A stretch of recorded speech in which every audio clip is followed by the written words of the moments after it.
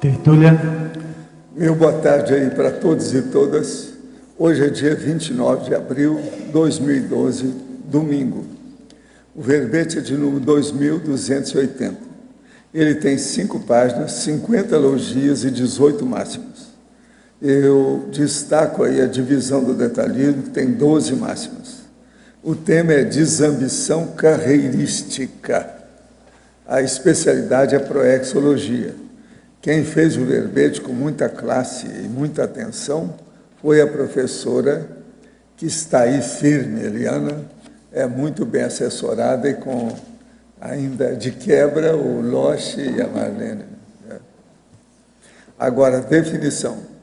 A desambição carreirista é a qualidade ou estado da consciência lúcida, homem ou mulher, de desprendimento, abnegação, desapego e renúncia em relação à própria carreira profissional exitosa, ainda vigente, mediante demanda prioritária da PROEX pessoal e grupal. A superação da forma holopensênica auto-herdada. A escolha pelo sucesso evolutivo. A carreira assistencial. O dinheiro enquanto meio. A PROEX enquanto fim. A inteligência financeira aplicada. O custo da PROEX. O fato de o desprendimento carreirístico não significar voto de pobreza. A carreira profissional em velocidade cruzeiro interrompida de maneira voluntária. A resistência sadia às seduções corporativas. Eu li apenas uma das partes aí da fatologia. Agora, o planejamento da carreira profissional na intervenção. O paraclima organizacional. A planificação da carreira evolutiva prioritária no curso intermissivo, o amparo de função no labor assistencial, as retroprofissões, o balanço multiassistencial orientando as escolhas laborais. Na argumentologia, nós temos o tópico sobre a conviviologia, com 6 reações típicas de colegas de trabalho, chefes, amigos e familiares da consim desambiciosa profissional, perante o afastamento definitivo da carreira de sucesso, listadas em provável ordem lógica de ocorrência. Caracterologia. Nós temos nesse tópico 10 características intraconscienciais não exaustivas da consciência homem e mulher, facilitadoras e ou impulsionadoras da desambição carreirística. Agora, na remissiologia dos 10 verbetes, nós destacamos 5. Autoabnegação cosmoética, calculismo cosmoético, escolha da carreira profissional, escolha evolutiva e priorização da PROEX. Frase enfática. O rompimento das algemas de ouro denota percentual importante de inteligência evolutiva manifestada pela consciência profissional abnegada, porém ambiciosa acerca da carreira evolutiva. Você já fez a escolha pela carreira interassistencial? Já pensa em abrir mão do vil metal excedente em prol da Max PROEX grupal? A bibliografia tem 3 fontes bibliográficas. Agora, aqui a mega análise com João Paulo, nós temos 20 itens. Desambição, desapego, destemor, desprendimento, despojamento, posicionamento, autoconfiança, abdicação, vínculo, ressexologia, proexologia, priorologia, auto-organizaciologia, autodiscernimentologia, interassistenciologia, autoempreendedorismo, calculismo, maxidissidência, max-proex, mega-foco e mega-decisão. Agora, hoje nós temos aí refeitorologia, que é um verbete do dicionário, cujo argumento é auto-mega-gesconológico. Nós chamamos a atenção aí para a pessoa ver os processos da escrita. Agora, nós temos aqui questionamento. Sou graduado em Universidade de Ponta e servidor público. Ganho 13 mil por mês e estou muito satisfeito com minha profissão, que, embora não seja assistencial, é bastante mental somática e cosmoética. Meu salário não tem variação por titulação e fico pensando até se vale a pena dedicar tempo para fazer mestrado na área profissional em detrimento do voluntariado e do foco na PROEX durante 2 ou 3 anos. Sou bastante autodidata e não deixo aprofundar meus conhecimentos profissionais. Penso que nos próximos anos cumprir com eficiência minhas funções sem almejar cargos de chefia. Em médio prazo, vou tentar usar meu trafor de inteligência financeira para montar o pé de meia. Assim poderei me aposentar cedo ou trabalhar em algo que exija menos tempo e poderei me dedicar mais à minha PROEX. Estou sendo muito autocorrupto e optando pela lei do menor esforço? Ou estou alinhado com a ideia central do verbete? O que você acha? Bem, eu acho que cada caso é um caso, acho que você tem que avaliar a sua situação, a sua idade. Você não tem pé de meia ainda, pelo que eu entendi, e isso é uma questão importante. Até para fazer a desambição carreirística, eu acho importante que a pessoa tenha já uma segurança financeira, tenha um laço financeiro, porque vai ser difícil ele poder tomar essa decisão se não tiver isso. E eu já queria colocar, para a gente também começar o debate aqui, essa situação não é para todos, não é melhor ou pior, não é certo ou errado, não é uma prescrição que serve para qualquer pessoa, vai depender de cada caso. Há casos em que a pessoa voluntária, enfim, mesmo trabalhando bastante na conscienciologia, na sua PROEX, ela ainda não pode abrir mão do processo. E ela tem que olhar, e aí que eu estudei essa questão, olhando casos ao meu redor, e também um pouco, eu tenho um percentual disso, a pessoa tem que ter a certeza de que a profissão que ela tem, a área que ela atua, seja saúde, educação, tecnológica, não é o foco principal da sua PROEX.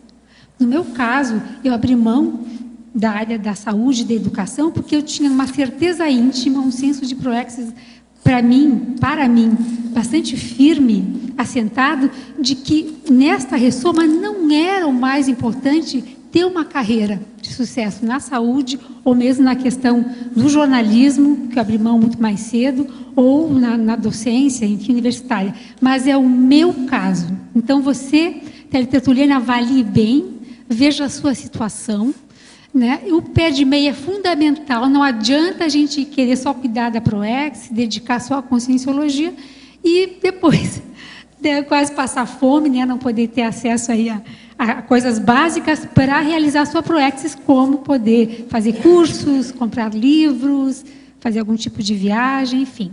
Avalie a sua situação. Isso aqui não é panaceia para todos. Gente, nós estamos sem os bustos e vamos passar uma semana sem eles. Estão colocando agora que os bustos que estavam aqui, aí nos lugares deles. Vão colocar esses dias 22 nos lugares. Agora, ontem eu toquei aqui no assunto que a turma andou estudando, mas principalmente a Kátia, andou estudando a turma de verbetógrafos.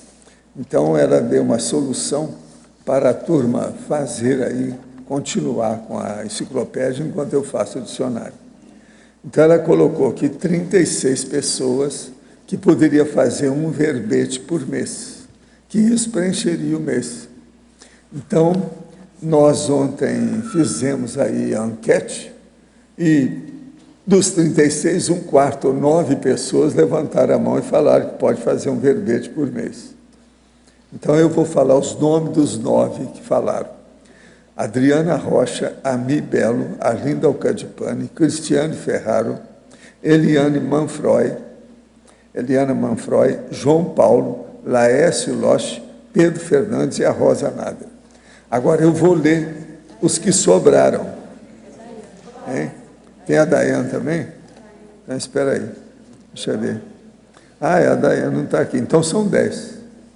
São 5, 10. Hein? Então, já tem mais uma, que é a Adriana. Agora, ó, vou ler as que sobraram, para ver se tem alguma. Ah, você está no meio aqui? Zaslavski. Deixa eu ver. Alexandre está aqui. Hein? A Laura ali. Todos esses já fizeram. A Laura também? Então tá. Pessoal também. Daqui a pouco eu não vou falar nome nenhum. Isso não vale. Igor. Então agora eu vou falar sobrar, tá certo? Adriana Chalita, Ana Luiz Rezende, Kátia Caporali, Cristina Aracaque, Cristina Bassanese, Dulce Daú, Eliane Esquiante, Fátima Soares, Luiz Espósito, Mabel Teles, então essa já entrou lá, Malu Balona, Marcelo Pasculin, Marcelo Silva, Max Raiman. Marcelo. Então tá. Max Raiman, Miriam Kunz, Neida Cardoso, Nilce Oliveira, Roberto Kunz, Roberto Leining, Sandra Tornieri, Sandro Batistella e Tiago André. Professor, a Neida está aí, ó, do outro lado ela assinou ali. Aonde está a Neida? A Neida. Ela está de acordo, você levantou a mão, é isso? E o Sandro aqui do lado. Ah, o Sandro também. Quem é que faltou? Agora, então, vamos ver aí quantos que faltam, dos 36. Roberto, você também entra? É? Por incrível que pareça. Deixa eu ver. Tem 1, 2, 3, 4, 5, 6, 7, 8, 9, 10, 11, 12, 13, 14, 15, 16, 17. Quer dizer, de 36 tem 19, né? Até agora. Tá certo? Quer dizer que 9, dia 28, 19, dia 29. Agora veja, está cheio de testemunho. Vocês estão perdidos. Vocês estão perdidos, hein? Qualquer coisa, tem tudo anotado aqui, com data, nome. Isso está lavrada a sentença. Tá certo? Agora, tem gente aqui da OIC hoje, consciência terapeuta? É? Ah, vocês. Então, escuta essa. Eu ontem, com a maior paciência, mas principalmente a paciência da minha mulher, a Graça, nós fizemos o teste do Viame, lá dos processos que tem, da psicologia positiva. São 240 perguntas sobre 24 qualidades humanas pesquisadas pela psicologia positiva. É aquela que acha que todo mundo tem que ter bom humor e tem que ter boa disposição, bom ânimo e etc. Tal. Otimismo e tal. Agora, o que se passa? A base de dados tem listado até agora 2 milhões de pessoas que passaram por isso. Cerca de 1.500 fazem esse questionário por dia, 1.500 pessoas. 2 milhões já fizeram. O questionário é gratuito na internet. Agora, se vocês estão interessados, vocês devem anotar aí. www.viame, do jeito que escreve, com V e E no fim, .org. www.viame.org. São 240 questões. A pessoa tem que ter paciência. Das bobagens que tem só o processo mais de religião, que é uma besteira. E eu e a Graça saímos bem nessa, porque a gente foi contra a religião. Então, para ver o que está no fim de tudo, a religiosidade nossa é que falta para ela e para mim, quer dizer, uma beleza. Agora, vou falar o caso meu. O que é que deu? São 5 coisas que deram. Sempre é assim, não é? Então, a primeira foi amor. O amor aí não é amor besta, não. Lá estão explicando o que é. Segundo, 2, prudência. 3, responsabilidade social. 4, procura por novidades, quer dizer, que é uma coisa nova para mim. Né? E 5, justiça. Agora, dá graça. 1, reverência. 2, gratidão. 3, gosto pela aprendizagem. 4, generosidade. 5, liderança. Agora, nós temos uma opção de coisa em comum, mas isso aqui ó, você vê que é mais ou menos diferente. Isso aqui é o ideal dentro de uma dupla evolutiva. Isso aqui não pode bater, ficar igualzinho, senão está esquisito. Né? Esses são diferentes. Agora, ó, pelas perguntas lá, tem poucas que eu não fiquei no número 1 do negócio lá, que eu falava tudo no número 1, que é o positivo da história, que eu estou de acordo. A maioria absoluta eu estou de acordo. Agora, tem muitas questões que são nossas, da conscienciologia. Só falta pôr os nomes nossos. Mas, intrinsecamente, o conteúdo do questionamento é o nosso. Não, é isso que eu quero falar.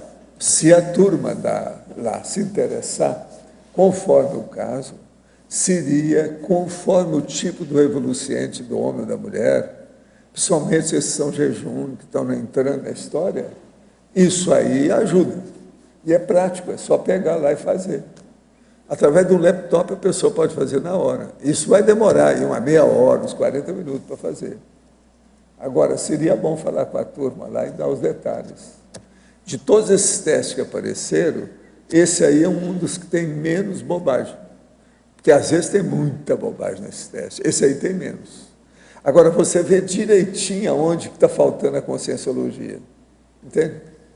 Qualquer um que for examinar. Agora, o que seria bom é a turma lá, falar com a turma lá, entende? Da OEC, para fazer um levantamento do teste. Vale a pena, hein? Vale a pena. Agora, gente, eu queria falar para vocês que o Tony Judes é esse aqui, ó, o Chalé da Memória, o livro é esse. Você já fica com ele, depois você me devolve, você ainda não chegou aí, que você está querendo ver, não é isso? Agora, outra coisa é esse aqui eu não posso fornecer para você, que eu ainda estou lendo, que isso me interessa. É a História do Mundo em 50 frases. Esse aqui vale a pena também ver, esse livro é interessante. Aqui ó, tem frases do povo todo, sabe, a mais séria de cada pessoa. Começa com Tales de Mileto, e o negócio vai até o Bush, sabe aquele Bush, o Bush lá dos Estados Unidos. Agora, o que se passa? Tem coisa muito interessante aqui. O Conhece a Ti Mesmo, Tudo Flui do Heráclito, O Homem à Medida do Universo do Protágoras, entende? Só sei que nada sei, de Sócrates. São as frases mais objetivas e sérias. Não, é capítulo, 2, 3, 5 páginas, que ele explica tudo com detalhe de onde foi. Afasta-te, não me tapes o sol. Isso foi o Diógenes que falou para o cara. Isso aí é bacana. Agora, tem uma série de condições, inclusive, por exemplo, Lao Tse tem para comandar os homens, marcha atrás deles. Mas aqui ó, tem 3 páginas falando sobre o assunto, que ele é muito, ninguém sabe, é um ponto de interrogação, Lao Tse. Lao Tse. Agora, tem muitos aqui, tudo é na base de 3, 5 páginas que tem aqui. A Sorte Está Lançada, é o Alia Jacta Est, do Júlio César. Errar é Humano, do Marco Túlio Cícero. É o Cícero, hein?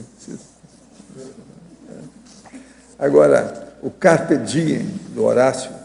Lava minhas mãos, do Pôncio Pilatos, lá, com referência ao J. Cristo. O dinheiro não tem cheiro, que é do Vespasiano. Com este símbolo vencerá. Inhoxinho Vinces, né? O nome é esse, ele não colocou aqui, mas é Inhoxinho Vinces, em latim, que é o Constantino. Com esse símbolo você vencerá. Dividir para governar, é do Luís XI, é a política dele lá. Os fins justificam os meios, do Nicolau Maquiavel, ele fala aqui o troço todo, como é que é. E tem o Martim Lutero, o que ele falou? Agora tem aquele que eu vivo falando, que no meu império nunca se põe o sol, é o Carlos V. Aqui seria o contrário, né? No meu império o sol nunca se põe. Isso aqui é o certo, isso aqui está mal traduzido. Mas, olha, eu quero ler ainda, que ainda tem alguns que eu não li. Eu estou lendo alguma coisa só. Agora, esse livro vale a pena, é da Casa da Palavra, que é... Casa da Palavra é um negócio do Rio de Janeiro, lá, essa editora. Agora, eles publicaram agora essa edição. Agora, o homem escreveu isso em 2006. O nome dele é Elge Hesse. Tá? Vale a pena ver isso aqui, eu recomendo para ver. Por isso que eu estou falando aí, eu toquei no assunto, mas do ponto de vista cultural, 50 frases que mostram a história toda. Eles fizeram a síntese da história através de 50 frases, as frases mais importantes dessas personalidades. Agora, alguns deles são bustos aí do CAF, de modo que a gente que vocês estão acostumados com eles, estão vendo todo dia, etc. Mas é preciso saber o que eles pensam, que eles são um pouco calados, né? Esses bustos não falam muito, eles só apresentam lá, etc., não falam tanto. Agora, gente, eu apresento, então, e entrego a vocês a Eliana aí, para vocês verem o que vocês fazem, sabe? Pode instalar as baterias e mandar em cima.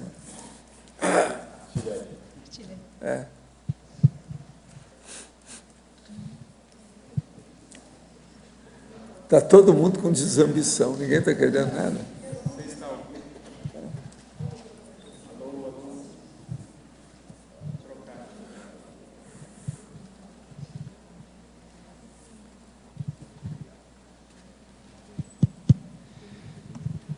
Você já começou a falar, mas você poderia dar uma geral, assim, quais são as variáveis que a pessoa deve levar em consideração na hora de tomar uma decisão como essa, além do processo financeiro, ou pelo menos quanto em termos financeiros que ela tem que ter, mais ou menos, se você pesquisou isso, o que você acha que ela deve ponderar nesse momento?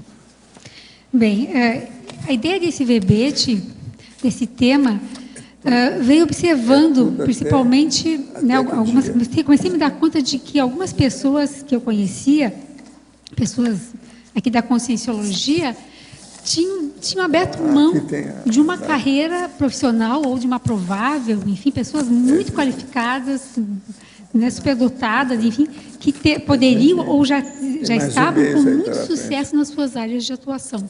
Me dei conta, puxa, essas pessoas abriram mão dessa carreira porque tinham, claro, que a Proexis, pessoal, grupal, pessoal e grupal, era mais importante.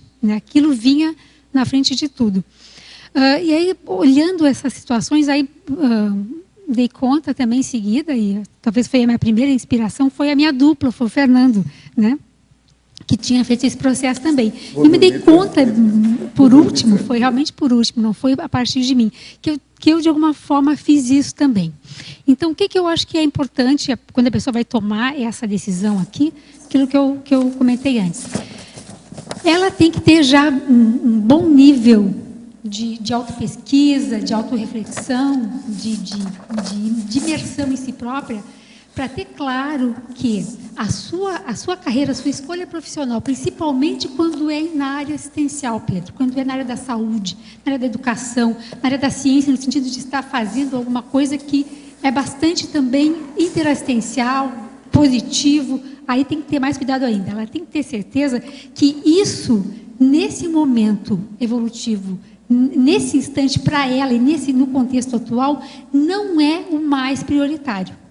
Então, eu tinha certeza, quando eu abri mão do trabalho que eu tinha, onde eu dava aula na faculdade também, que nessa vida atual, a carreira na saúde pública e na docência universitária não era mais importante para mim, não era mais fundamental do que a possibilidade de me dedicar exclusivamente ao processo da Conscienciologia. No caso aí, com a mudança aqui para Foz do Iguaçu. Então, isso é um primeiro ponto, Pedro. A pessoa tem que ter vamos dizer assim, um bom autoconhecimento para não confundir as coisas. Outra coisa, não é largar tudo, deixar, por exemplo, compromissos para trás, processos assumidos até com o próprio trabalho, com a instituição que você trabalha, no caso, com família, com familiares, com pessoas que dependem de você. Não é dar uma banana para tudo isso e deixar as pessoas desassistidas, ou a área que você trabalha desassistida. Isso não funcionaria aqui, não seria um processo homeostático como eu coloco. Outra coisa, ninguém aqui é favorável de voto de pobreza, ninguém vai ser monge trapista, né? E não é por aí, não tem isso, não tem nenhuma apologia aí à pobreza, né? Ficar contando os tostões. Você tem que ter uma, eu não sei te dizer, aí talvez o Fernando possa me ajudar, o Hernande, que foi outra inspiração minha, se estiver por aí, o Everaldo também é outro exemplo. Eu comecei a olhar para a CCCI, eu comecei a ver que tem muita gente nessa situação. Eu até gostaria de dizer que talvez o professor Valdo também, né, se ele pode confirmar ou não. Quem sou eu? É um exemplo de desambicioso aqui, né? Ele deixou uma carreira muito exitosa na medicina ou em qualquer área, na empresarial, em qualquer área que o professor aí colocou o seu tempo, enfim, seu investimento. Olha, em sinergismologia, página 36, segunda linha. Poderia ampliar o sinergismo mesologia, decidologia? Mesologia, decidologia. Pedro, depois a gente vai falando mais, tá? Eu falo demais, vocês me cortem mesmo.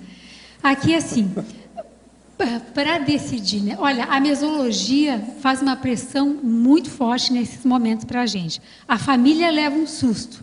Os colegas de trabalho, outro susto também, né? Os teus amigos, tu vai abrir mão, tu vai deixar tudo isso aí. Então, essa relação dessa decisão, essa decisão evolutiva e a questão mesológica, é preciso que você lide com essas duas coisas bem. Você tem que lidar bem com esses dois aspectos e não deixar aí que a mesologia, que essa pressão possa estar decidindo por você quando você está convicto que é essa a melhor opção que você vai fazer nesse momento na sua vida.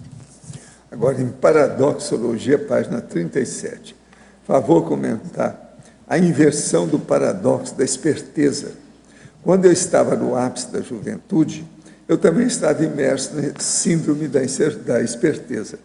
Conheço muitos jovens assim, porque a maioria são consciências masculinas que sofrem da síndrome da esperteza. Por quê? Está perguntando. Olha, o paradoxo da esperteza, né, você então já deve conhecer, é um verbete da professora Adriana Lopes. E aqui, por que eu coloco como a negação? Né? Não é realmente a desambição carreirística, não é o paradoxo da esperteza. Por quê? Nesse paradoxo, a pessoa, né, pensa que está levando vantagem, ela acha que, né, está se saindo bem de uma situação que evolutivamente vai deixar ela aí com amarras, com rabos presos, com interprisões. E no caso aqui da desambição, justamente você, às vezes, parece para as pessoas que você não está sendo esperto, você está sendo bobo, você está, né, abrindo mão de uma situação que, às vezes, é o que a maioria das pessoas aí na sociedade almejam, e você está sendo boboca, né, babaca, mas, na verdade, é justamente ao contrário. Você está, talvez, acertando aí um ponto para você, né, para a sua proex pessoal, um ponto básico. Agora, na crescendologia, página 37, segunda linha, poderia abordar o crescendo altruísmo egoísta, assistência inegóica. Bom, aqui nós temos também a expressão, né, o egoísmo altruísta, né, que é quando você faz um investimento em si próprio para depois poder ter, para ter o que dá, para você poder assistência, você tem que ter algo a oferecer. Aqui, o sentido também é positivo, porque quando a gente está sendo altruísta, assistencial, enfim, a gente está sempre ganhando também. Então, crescendo, você passa, você não se preocupa com isso em princípio, em estar tendo algum tipo de ganho. Você é altruísta, isso é um traço seu, você sabe que isso é uma questão até de inteligência evolutiva, mas vai chegar um ponto que a assistência, que é o ideal, vai se tornar completamente inegóica. Seu ego já vai estar aí importando pouco no processo. É essa relação, esse crescendo que eu tento mostrar aqui. Na interaciologia, página 37, segunda linha, poderia comentar a interação gargalo-pedágio evolutivo? Pois é. E muitas vezes a gente, principalmente nessa questão que eu coloco aqui no verbete, né, que todo esse detalhismo é em função desse tema, a gente chega num momento de gargalo, né? de como é que eu passo esse ponto, né? Principalmente esse ponto de viragem, essa virada. E, às vezes, é preciso pagar, sim, algum tipo de pedágio, né? É um ônus desse processo.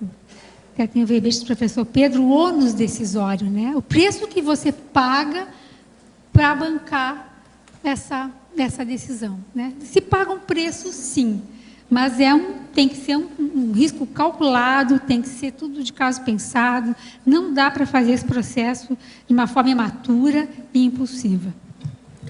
No verbete do dicionário, na gesconologia, página 82, o que difere alguns seres humanos dos macacos é o ato de refazer as coisas aqui nesse mundo?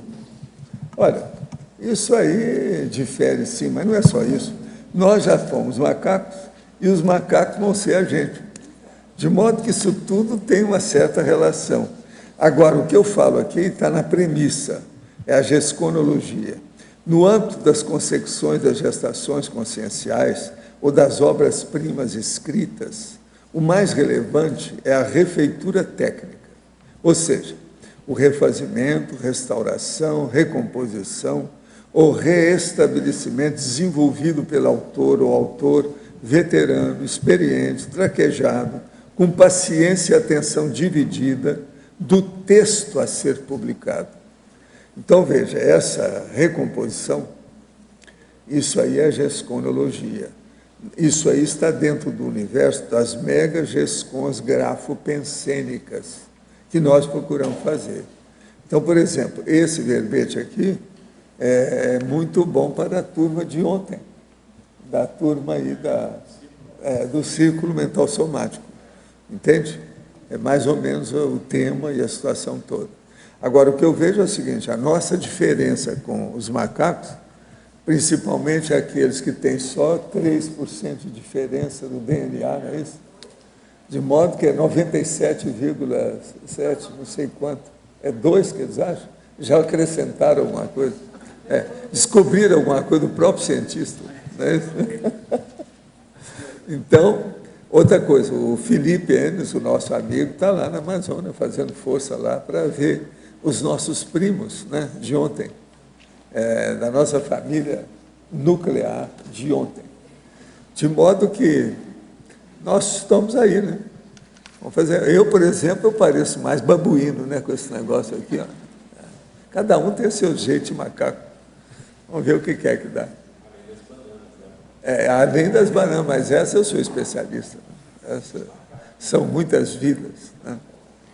Helena,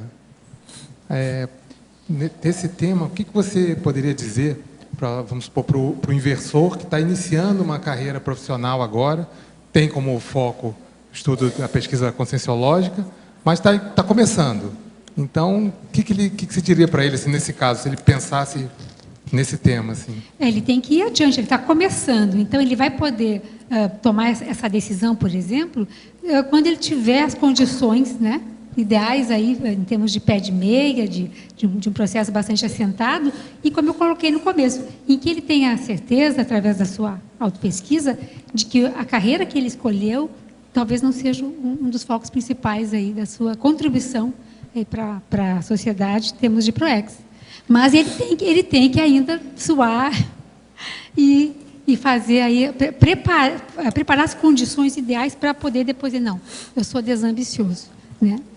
Não... Poder ser desambicioso nesse nível aqui, proposto. O que eu penso também de você falar alguma coisa com relação aos mataburros, né? Porque chega no auge, às vezes ele fica inebriado, né, com aquilo, a pessoa, de uma forma geral, né, o ser humano, né, às vezes fica doido com aquilo e aí na hora de abrir, aí os valores começam a pesar mesmo. Né? É complicado. O pessoal aí muito capacitado, muitos trafores, acabam se dando muito bem, tendo muito sucesso na carreira que escolhe, aí vai galgando, né, novas posições na carreira, a questão também da formação, um mestrado é muito interessante, um doutorado se torna, né, uma coisa atrativa, um pós-doutorado, daqui a um pouco vem a docência, né, e a pesquisa, e é um meio muito sedutor e também tem o seu processo útil, assistencial, importante, mas aí é que vem a questão básica. Curso intermissivo, inversor, teve essa, né, a possibilidade de fazer a escolha por essa técnica. As coisas estão indo bem, tá com todo o caminho livre. Toma cuidado, porque a gente conheceu muitos casos, né, João Paulo, de gente com uma proexis aí, com curso emissivo de alto nível, que foi carregado aí pela questão da eletronáutica mesmo, positivo, tudo, mas que, né, talvez, vamos dizer assim, o seu principal ponto, a sua cláusula pétrea de proexis fosse um processo, né, para a implantação da Conscienciologia no planeta e para todo o processo aqui que a gente está se propondo, né? Na CCCI. Pois não. Em Fatologia, na página 35, na última linha, você fala do pé de meia proexogênico. Você poderia falar na sua experiência, como é que foi, em que momento que você chegou e falou, não, tudo bem, esse valor que eu tenho, esse pé de meia que eu fiz já é o suficiente para seguir em frente com a minha proexis. Como é que foi para você isso? Aí foi uma conjunção de fatores, né? Eu nunca consegui guardar muito dinheiro, poupar muito. Eu tive alguns aportes que me ajudaram, né, bastante, e eu só pude tomar essa decisão, que foi em 2010, quando eu me mudei para a Foz e deixei, né, os meus vínculos de trabalho, em função também vamos dizer assim, do aporte da minha dupla evolutiva, né? Por exemplo, eu tinha o dedo do pé pequenininho de pé de meia, e a dupla tinha o resto do pé. Então, juntando, deu o pé inteiro. É verdade. Juntando...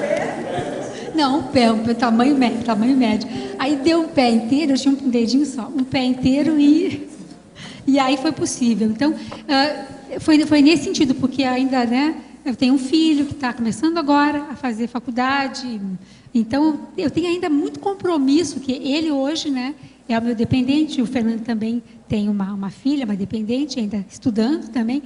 Então, isso tudo calculado, no sentido de que essas pessoas que dependem da gente, nós não temos mais familiares, né, mãe, pai, etc., que dependam. Eu tenho mãe, mas não depende financeiramente de mim. Então, isso tudo foi calculado. Agora, é a pessoa que vai ter, né, que mapear aí o que ela precisa, quem é que ainda precisa dela, né, professor, para poder tomar essa decisão. Agora, se a gente, muito dinheiro, não precisa, mas muito pouco agora, também vai dificultar. Se você está olhando esse processo de dedinho, etc., você tem que lembrar que o problema lá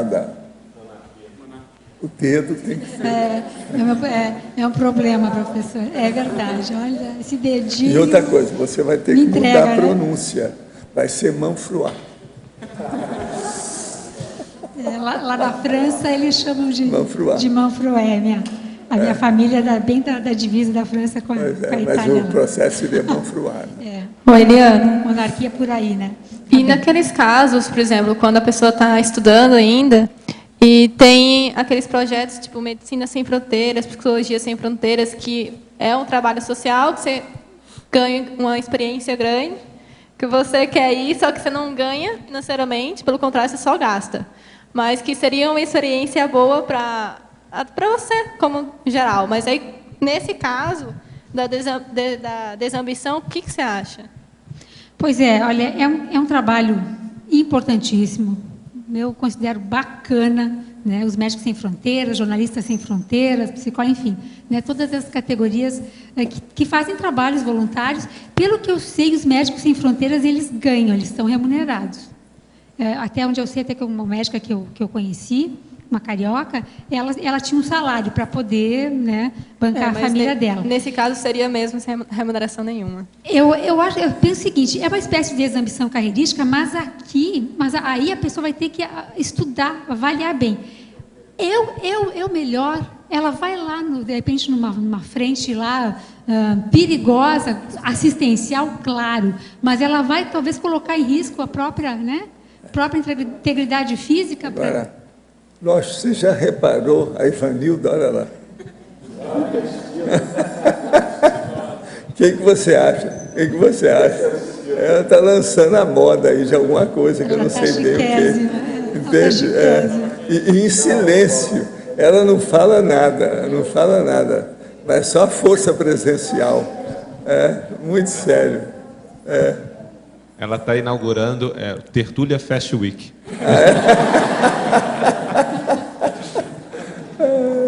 Cara, sério.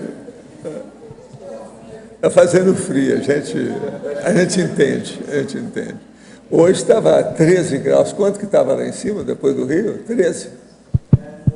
12, 13. Está 12, 13 graus. Mesmo aí de manhã estava 13 graus.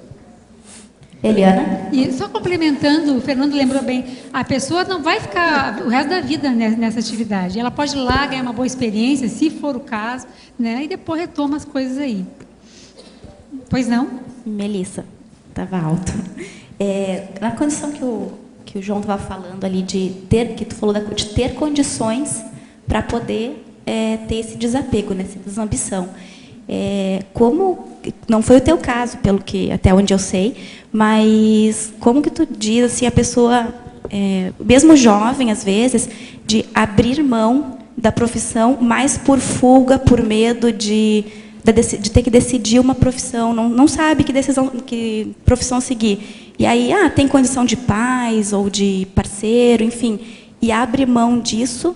Aí, como você poderia falar sobre, sei lá, uma dica que você podia dar?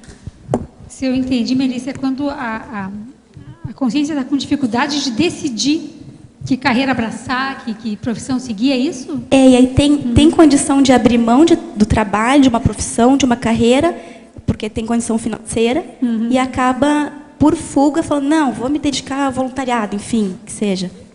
Então aí está faltando a questão básica, né, que é senso de proex, um projeto de vida que vale a pena, porque deixar a profissão, não abraçar carreira nenhuma, né, por comodismo, aí isso é um outro papo, né? É uma outra questão. Sim, sim. Aí é um problema consciencial, é uma questão da pessoa aí que ela está, na verdade, fugindo de assumir aí sua responsabilidade, seja, né, em que área for da vida, inclusive na área profissional. Mas eu queria só complementar a resposta de antes também, está falando da questão do meu caso pessoal de pé de meia, porque eu sei que é uma situação que acontece, às vezes, já aconteceu com pessoas aqui da CCCI, e é nesse sentido que eu vou comentar. Eu tentei vir para a Foz em 2006. Ainda não conheci o Fernando, enfim, eu estava trabalhando, sempre trabalhei, né, para viver. Eu tentei vir para cá sem ter esse pé de meia estruturado, ainda bastante insegura. Aí eu tive, como diz a professora Valone, uma experiência de quase Foz, porque eu vim, fiquei um mês e voltei. Porque eu me dei conta que ia ser difícil ter aqui em Foz um salário razoável, minimamente, para fazer frente aos meus custos, aos custos do meu filho, que tinha ficado, né, no Rio Grande do Sul, e que eu ainda mantinha parcialmente. Então, eu vi que não era o momento, e eu voltei para trás. E eu voltei. Claro, foi fácil? Não. Foi muito difícil. Foi super difícil, porque eu sabia que eu queria e sabia que o processo meu era a radicalização aqui, mas eu não fui... não tive a cautela, a prudência, o calculismo necessário para saber a hora certa. Eu retornei e aí eu esperei mais 4 anos. Então, tentei vir em 2006, não deu. Eu vim em 2010, numa outra situação. Nesse período que eu voltei, aproveitei, fiz o mestrado, continuei trabalhando, continuei voluntariando muito no IPC, lá no Sul, e segui a vida, né? Não fiquei chorando leite derramado. Mas eu soube que não era a hora, e subi novamente quando era a hora, e banquei. E está dando certo, viu? Agora não volto mais, não, para lá. Só para visitar, claro. Pois não. Acho que eu vou ficar aqui com uma coisa aqui. Pensenologia. A superação da forma cênica alternada. Você pode amplificar e dar um exemplificar? O que eu pensei aqui, Alzira? Nós temos muitos talentos, trafores, que a gente, né, traz aí da paragenética, da autoherança. E há uma tendência forte da gente acabar repetindo o processo, né? Acabar seguindo pelo caminho mais fácil, daquilo que a gente já faz bem, e isso não é certo nem errado, vai depender de cada caso. Mas muitas vezes, algumas vezes, no meu caso, por exemplo, eu percebi claramente que se eu seguisse pela carreira jornalística, que foi minha primeira formação, meu primeiro trabalho, eu me dei conta, por várias situações das quais eu participei durante 10 anos que eu trabalhei nessa área, que eu ia estar repetindo. E que eu ia estar num terreno perigoso, porque, né, é também um meio que a gente tem um certo poder, se você não cuidar, você escorrega também em questões éticas.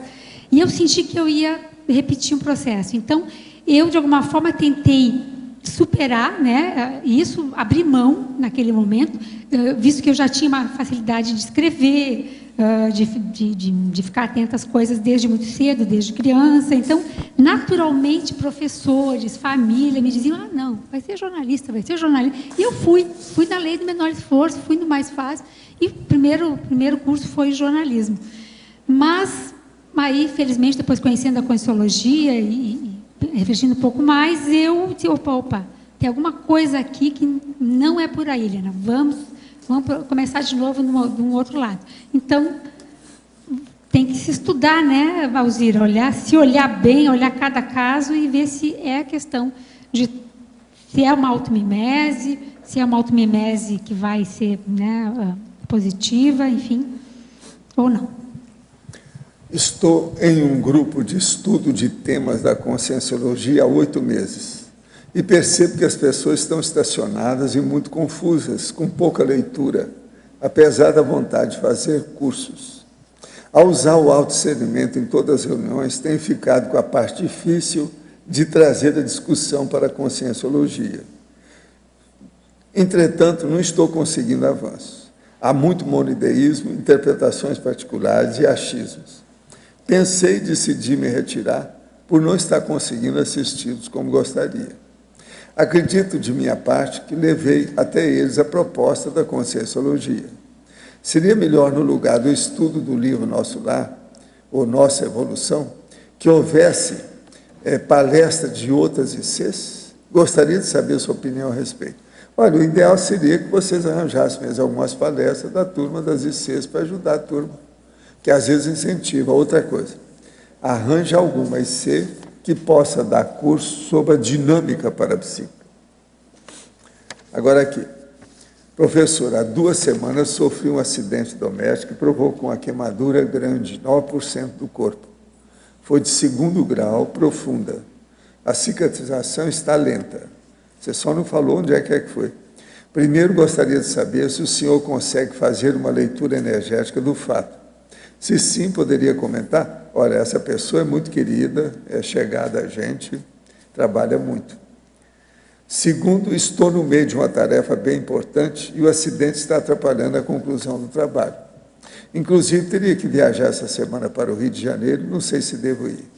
Olha, o que eu vi aí nessa história é o seguinte: isso foi acidente de percurso aí, com assédio aí, por causa do negócio que você está fazendo. Precisa examinar o que é isso. E outra coisa, preciso saber essa cicatriz, o que é, onde que é, e se isso atinge a sua psicomotricidade. Professor? Se atinge o problema de movimento, não é bom você ir ao Rio. Agora, se é uma coisa que consegue fazer, e fazer, às vezes, o tratamento com calma, etc., não é bom você deixar a peteca cair, não. O que aconteceu aí foi alguma coisa que você não fez a desassimilação quando você foi para casa. Preciso saber o que você estava fazendo antes, fora de casa, pouco antes que aconteceu isso aí com você. Professor? Sim. Se for a pessoa que eu estou pensando, foi na perna esquerda. Você sabe da história? 9% do corpo todo. Foi a perna esquerda Sei, mas da virilha agora só até me conta, a perna esquerda dá para movimentar a perna? Dá. Ela está andando? Tá. Então, o ideal, se é isso, se fosse no meu caso, mas eu sou determinado, ela também é, conheço bem ela. Eu, se fosse no caso dela, eu iria para o Rio. Eu ia terminar o trabalho. Não deixava a peteca cair. Foi com água quente. Foi, Pois é, tem disso. Essas coisas acontecem, né? Nas melhores famílias. Agora, eu acho que não deve deixar a peteca cair, ainda mais ela que é super organizada, dedicada, psicomotriz, pegar aonde dói na perna. Agora, se ela pode andar, eu iria no Rio. Você está ouvindo bem, né? O que eu estou falando aí? Pensa nisso. E vamos pôr energia nesse caso. Vamos melhorar. Eu não estava sabendo disso, não. Faz 2 semanas. Ninguém me falou nada disso, não. É. Até que faz uns 2 dias eu ainda falei nela aqui. Agora, gente, eu entrego de novo aqui, sabe, a Eliana, para vocês. Eliana, pode falar. Eliana, você chegou a avaliar a questão da experiência de quase morte e o tema do seu verbete? Você fez alguma análise? Porque a gente vê muitos livros e relatos de alunos também, né? Que a partir da experiência de quase morte acontece uma mudança radical, né? E eles priorizam muito essa desambição carreirística. Interessante você falar isso. Eu não pensei assim diretamente, mas eu pensei nessas experiências de quase, né, alguma coisa que a gente tenta aí, volta atrás, porque não está no momento certo, e depois, quando chega a hora, consegue dar esse salto. Mas é bem interessante, Patrícia, essa sua relação. Milhares de relatos, né, de pessoas que mudaram a sua vida completamente depois de uma EQM, e muitas deixam a questão do trabalho, da carreira, e vão se dedicar a outras questões mais sociais, humanitárias, enfim, né, área de voluntariado. Interessante, não tinha pensado não, mas é muito importante essa relação que você fez aí. Você conhece algum caso assim mais específico? Temos vários casos desse e encaixa perfeito com o teu verbete em todos os aspectos, assim. Interessante. Tem um documentário, The Day That I Died, o dia que eu morri, da Jans, especializado em experiência de quase morte. Sim, ali tem casos, acho que 3 casos de pessoas em que eles fizeram a mudança, inclusive de um senhor que ele era super bem-sucedido na carreira profissional, ele era produtor de televisão, propaganda de televisão nos Estados Unidos, e hoje ele abriu uma instituição em que ele busca encontrar crianças superdotadas para poder ajudar o campo científico nos Estados Unidos. Eu posso te mandar depois, se quiser. Muito interessante, Patrícia, com certeza. Poderia até estar incluindo aí, eu até pensando outro desdobramento, né, dessa pesquisa aqui, incluindo essa pesquisa desses casos. Agradeço o teu apontamento. Eliana, aqui no A, aqui, atrás.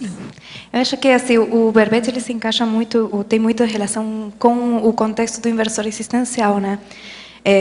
Ou seja, dependendo assim a faixa etária da pessoa, às vezes essa desambição não significa uma renúncia, mas sim uma escolha por algum tipo de especialidade que permita a pessoa conseguir fazer tudo direito, né? Eu acho que a gente tem o caso do Pedro, que ele escolheu um tipo de carreira, um tipo de especialidade que permitisse levar todas as áreas da vida direito.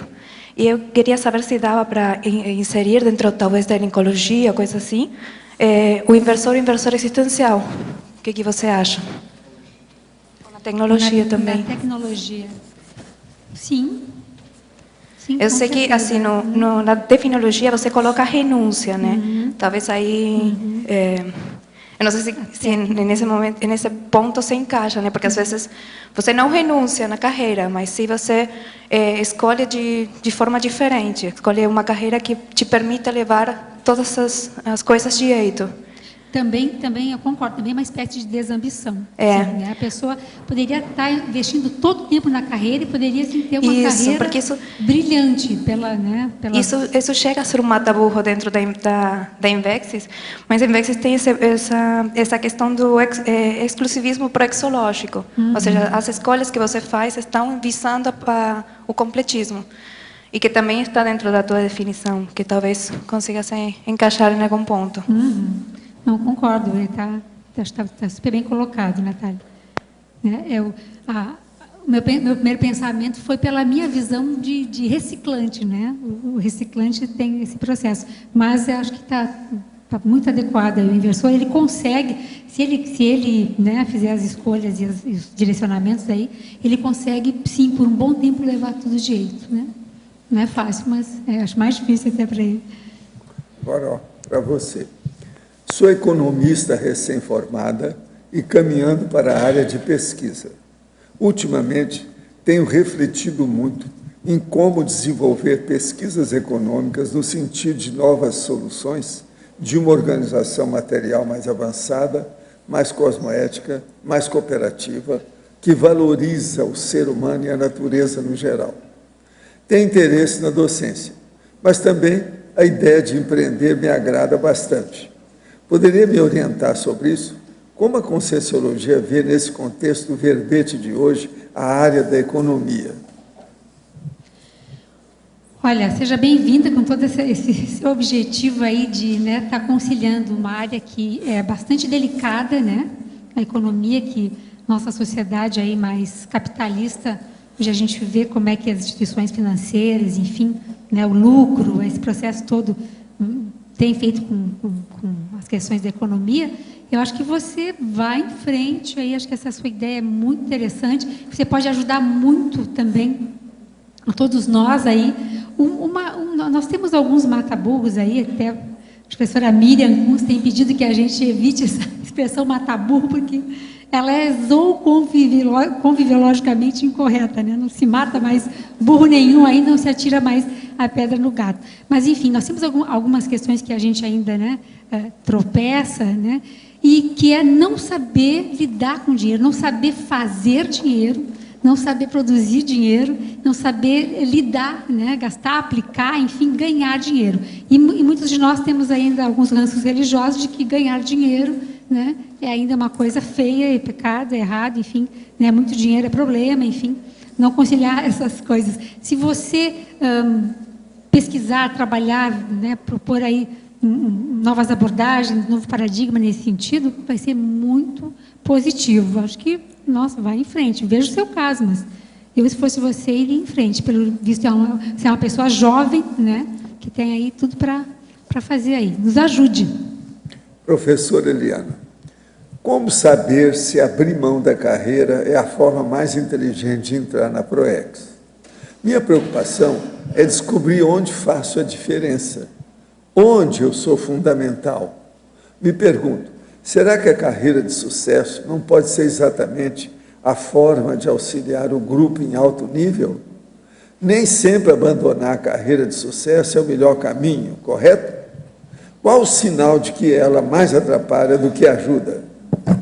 Olha, suas questões é a base do verbete, né? Onde é que eu sou mais importante? Então, você vai ter que...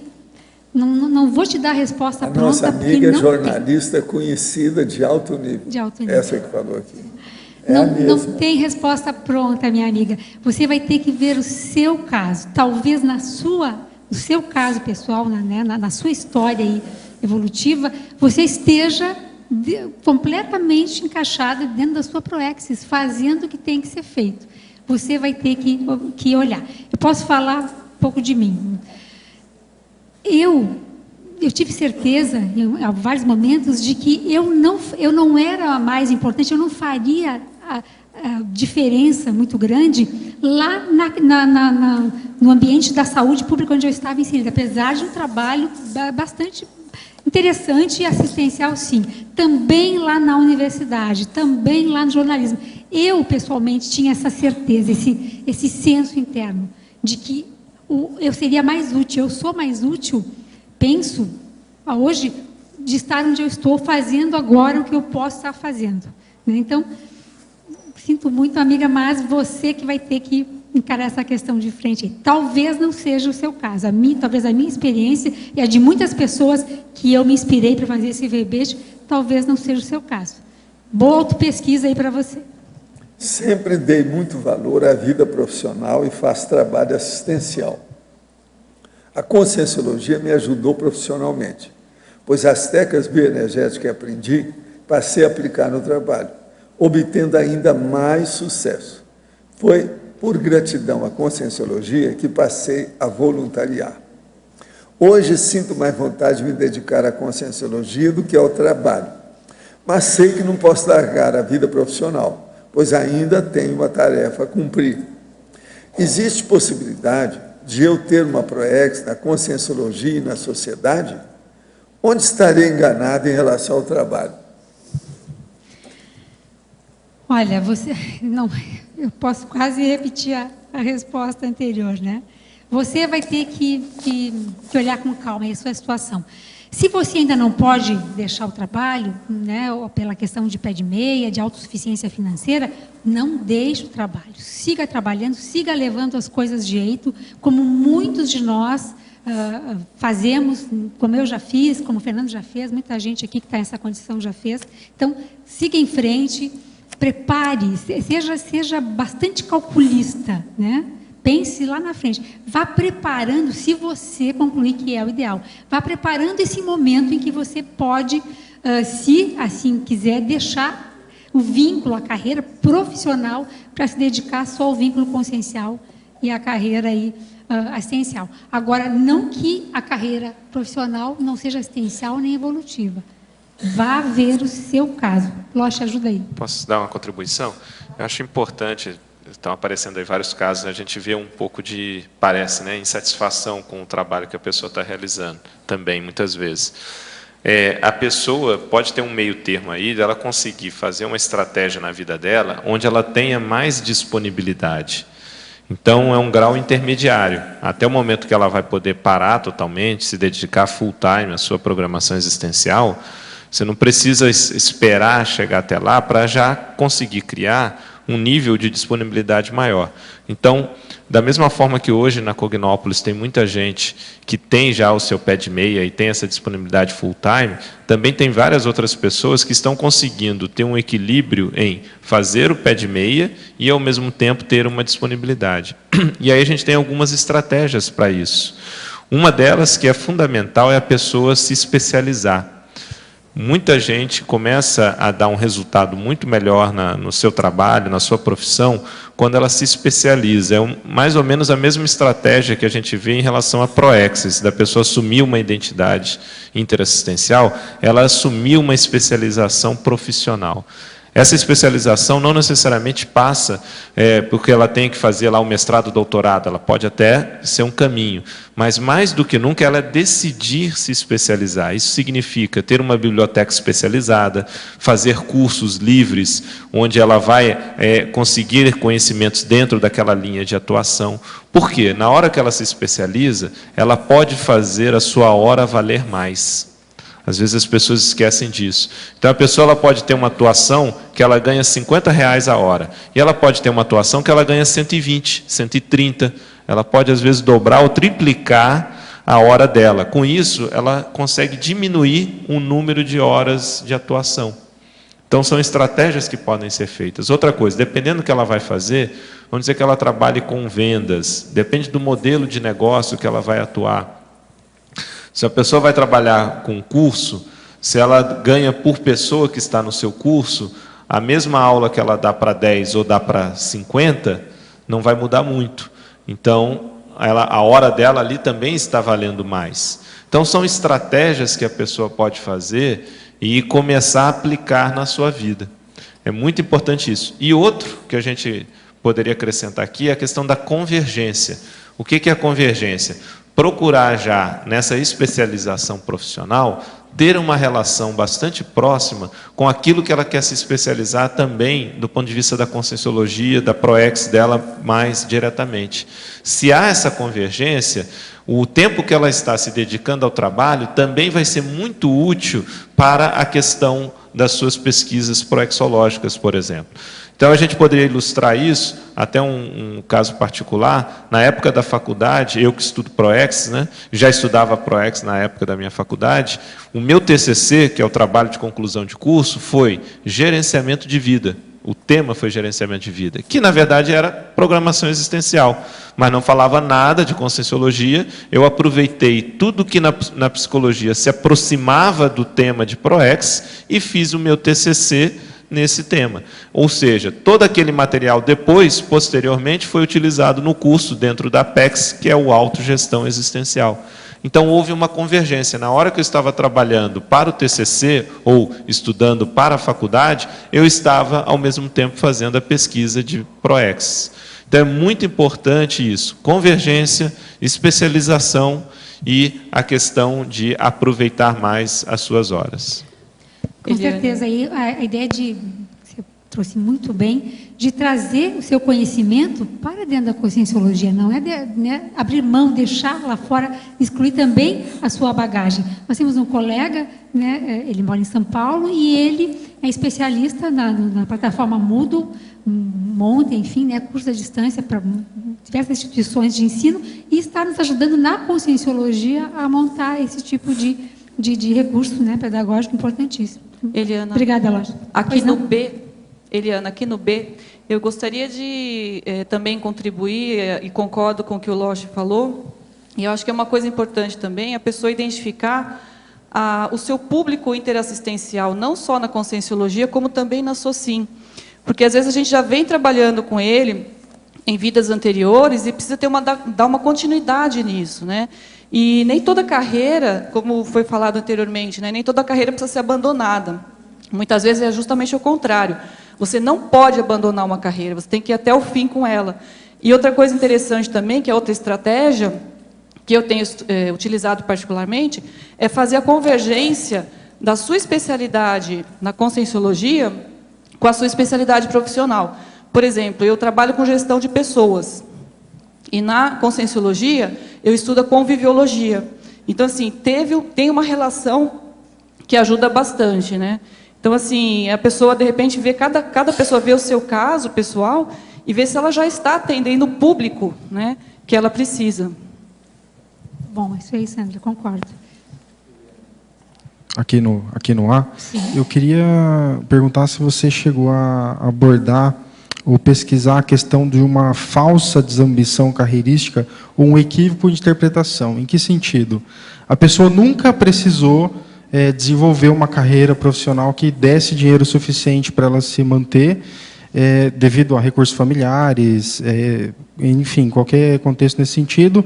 E aí ela fala assim, eu não tenho ambição, mas ela não chegou a entrar no mercado, a tentar desenvolver, ou a pessoa que ganha inferior ao que ela precisa para sobreviver e fala assim, não, eu não tenho ambição, do jeito que tá bom, e aí ela passa a ganhar mais e ela acaba se desviando da ProEx ou qualquer coisa nesse sentido, porque ela começou a ter gosto pelo dinheiro e começou a querer ter cada vez mais e mais e mais.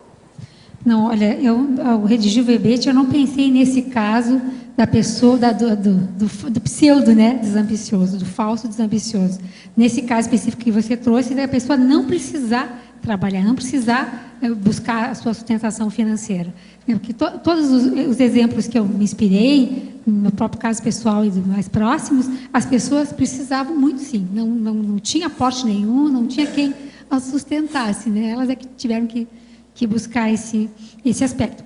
Mas pode acontecer, né? Pode ser uma desculpa fácil, uma saída fácil para não assumir, inclusive, um compromisso com uma carreira, com uma profissão. Eliana, aqui, Sim. continuando aqui ao lado. Aqui. Na página 37, trinomiologia, na segunda linha, você pode comentar ali o trinômio formação, carreira, mater pensene. O que você pensou assim ao redigir esse item? Eu pensei que a formação que a gente busca, né, para ter uma carreira, para ter uma profissão, ela fala muito do nosso mater pensene. Pode estar falando muito do nosso mater pensene. No meu caso, meu mater pensene sempre foi muito questão de pesquisa, escrita, estudo e registro, e texto, enfim, né? E hoje eu chamo de GESCOM. Isso é bastante evidente, você vê, né, em muitos casos, que a pessoa buscou aquela formação e a profissão dentro da mesma linha, e aquilo já era o mater pensene da pessoa, ou acaba se tornando o mater pensene dela. Pessoas na área da saúde, da educação, a gente percebe isso muito claramente. Essa foi a ideia, assim, simples, né? de mostrar que há uma correlação. Sim, porque assim, um dos pontos, né, da nossa PROEX, ao menos num sentido amplo, nosso, do grupo, é a qualificação do Mater Pensene, né, de ter, nós trazemos na paragenética e temos que qualificá-lo, né.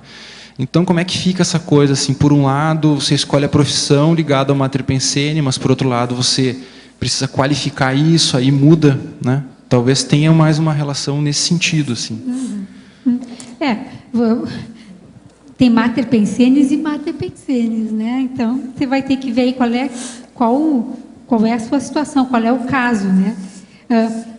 É claro que o processo evolutivo é esse, é a gente ir qualificando, né, ad eterno, o negócio é ir cada vez melhorando mais.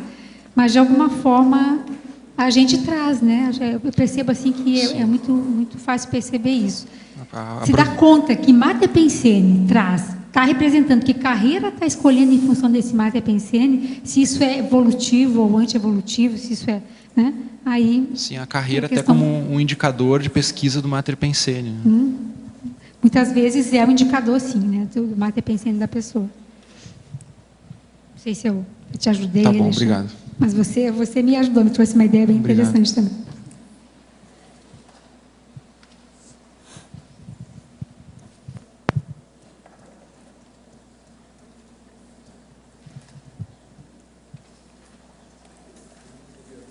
Você poderia comentar um pouco desse livro que você citou aqui na masculinologia, do John Wood?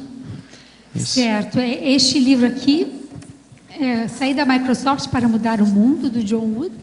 E eu já tinha aqui combinado previamente, porque o Losch, o professor Losch, é especialista em John Wood. Então, eu conheci ele num curso da PEX, né? E depois voltei a conhecer mais ainda, lendo o livro e vendo o Losch falar mais. Então, Losch, por favor, dá uma palhinha aí para a gente. O que eu citei? O John Wood ele é um caso bem interessante, bem pertinente à citação da Helena aqui no verbete, porque ele realmente ele abriu mão de uma carreira bem sucedida, ele foi um dos grandes diretores da Microsoft, ele representou a Microsoft na Austrália e na China, foi responsável, inclusive, de levar o Bill Gates pela segunda vez à China. Então, tinha uma grande atuação lá dentro.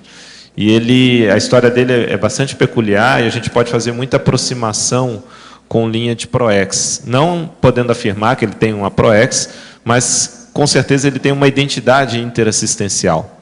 Ou seja, ele tem uma especialização do ponto de vista da assistência.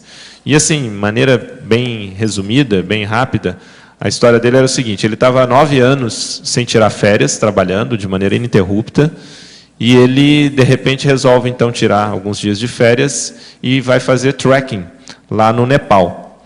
E, nessa viagem no Nepal, conhece um supervisor de escolas, estava lá numa pensãozinha, né, no Nepal, no meio do Himalaia, né? E aí esse supervisor convida ele para ir junto numa escola pública. E ele vai, né? Tem que subir lá quilômetros e quilômetros a pé, aquela coisa toda. E aí ele, ao ter contato com essa escola, é recebido junto lá. Ele estava junto com esse supervisor de escolas públicas. Eles são recebidos pelo diretor da escola, os principais professores. E aí lá pela distância ele pergunta da biblioteca. Onde está a biblioteca? E aí eles levam até a biblioteca, tinha só uma salinha, e nessa salinha tinha um armário pequenininho só. Essa era a biblioteca. E nesse armário ele ainda estava com corrente, né, fechado com corrente.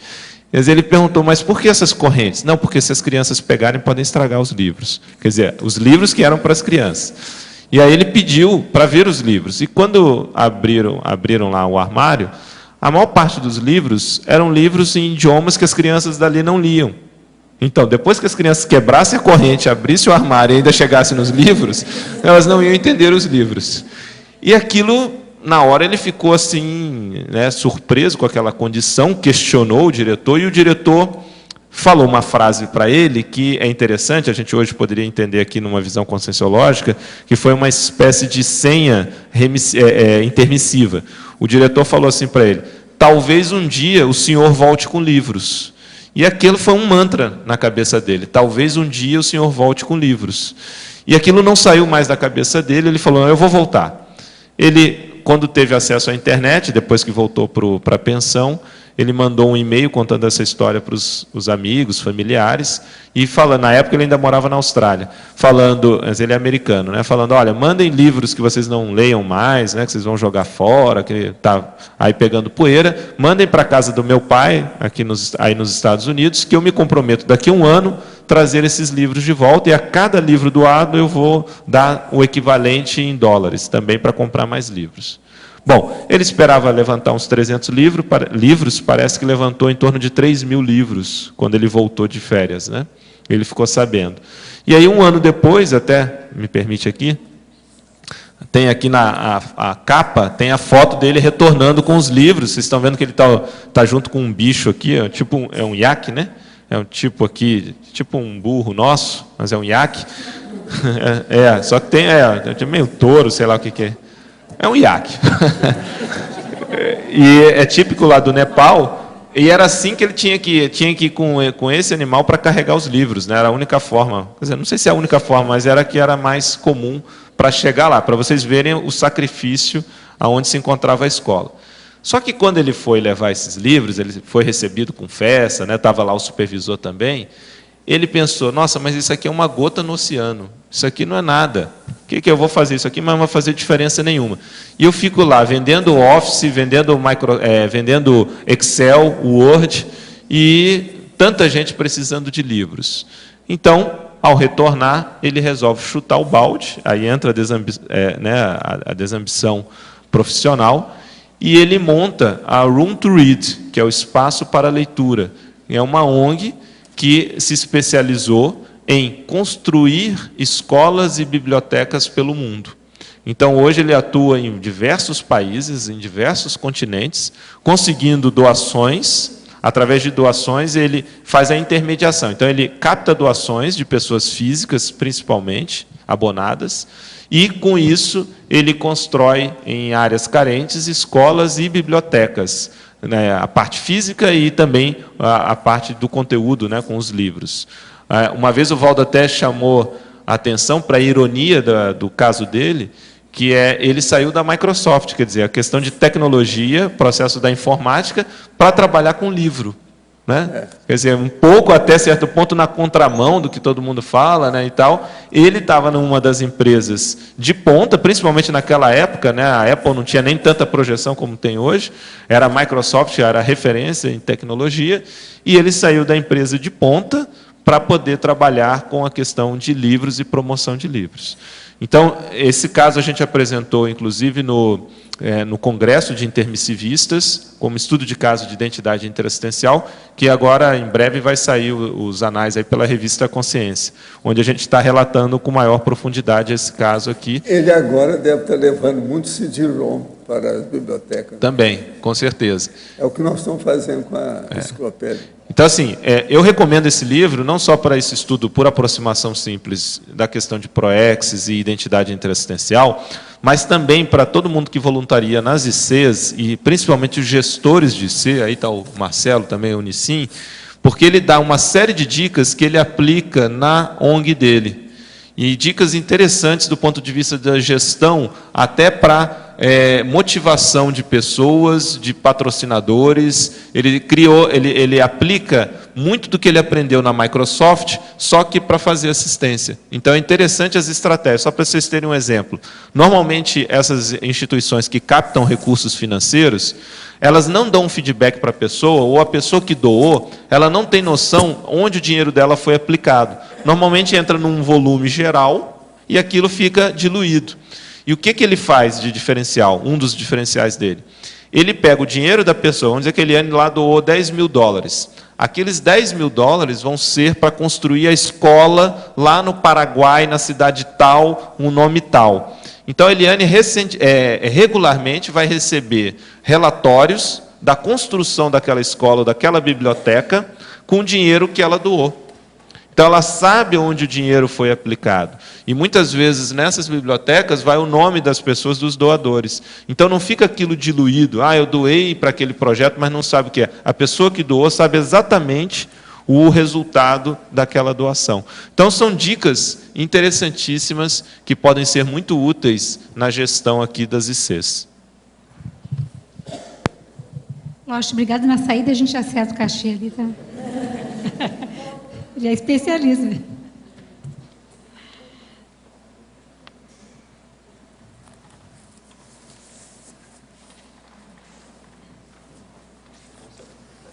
Eliane, aqui em cima no ar, sim, na página 36, no finalzinho da fatologia, na penúltima linha, a abnegação da carreira vitoriosa realizada pela dupla.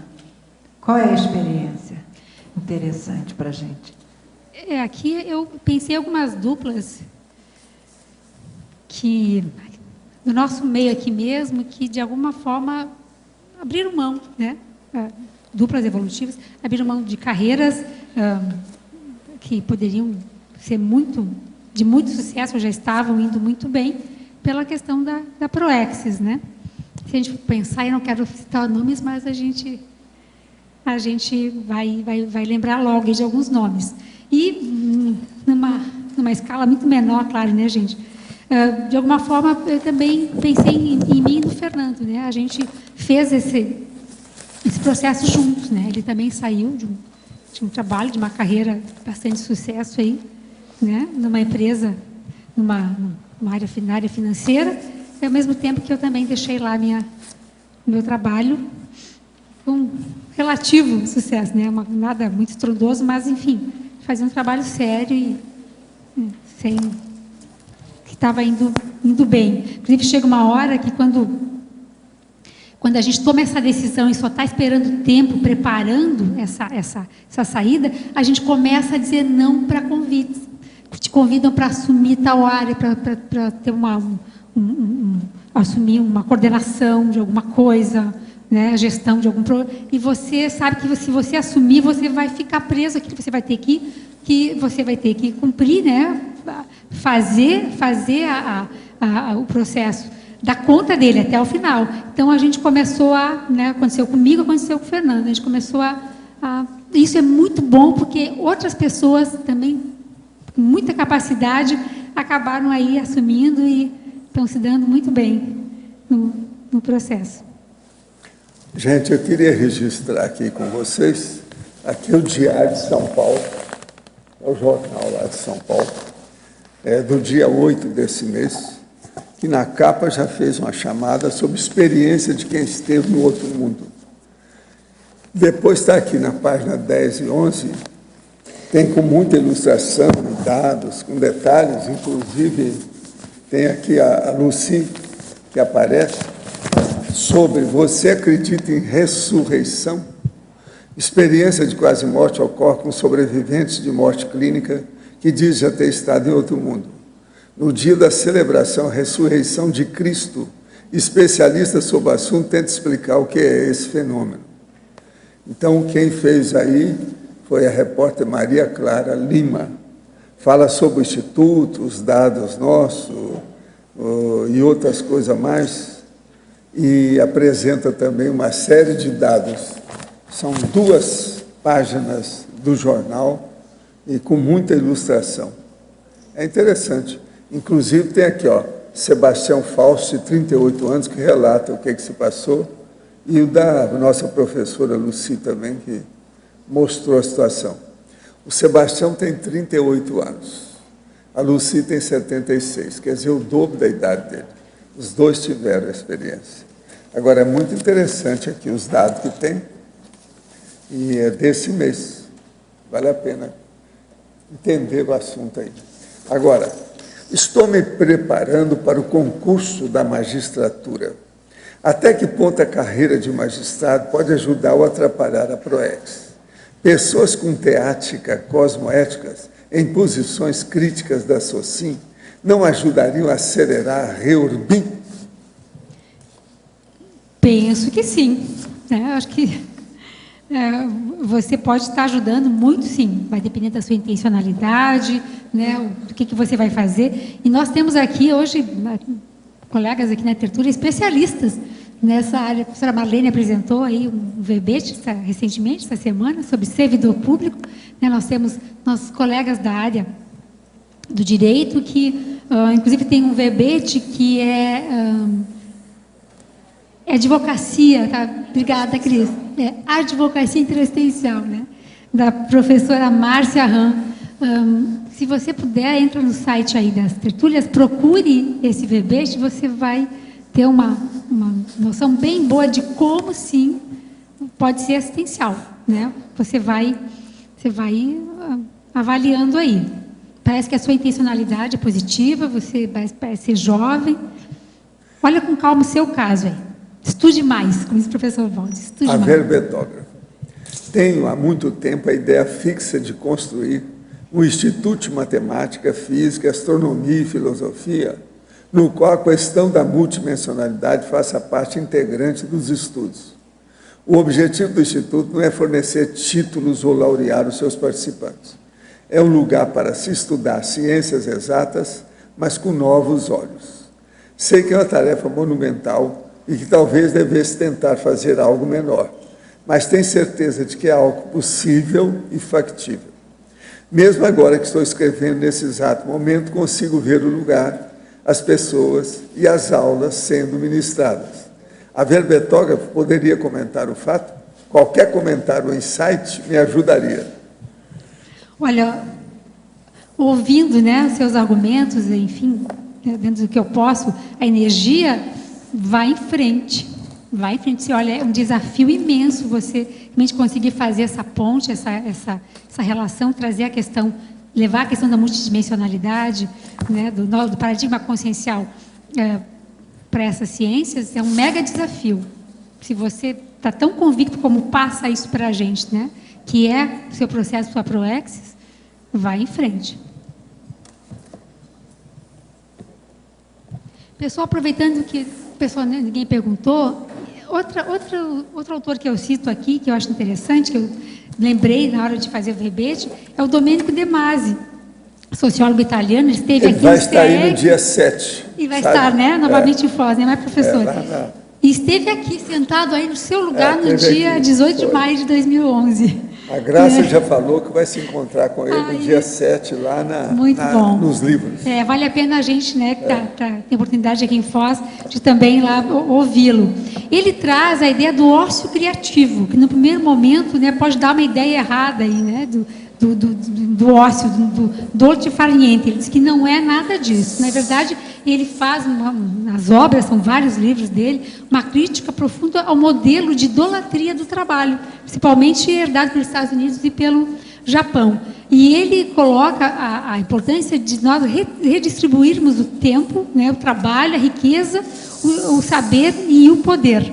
E que, se nós tivermos uma relação diferente com o trabalho, principalmente o trabalho intelectual, criativo, nós teremos muito mais tempo, né, aí que ele chama de ócio criativo, para estarmos fazendo coisas muito mais importantes, como estudando, criando, aprendendo, tendo outros tipos de experiências que não só correr atrás aí do vil metal excedente, como eu coloco aí na questionologia. Então, é bastante interessante. E essa ideia de ócio criativo, até a professora Graça Razeira apontou muito bem, tem uma certa semelhança, uma certa relação com o trinômio automotivação, trabalho, lazer, né?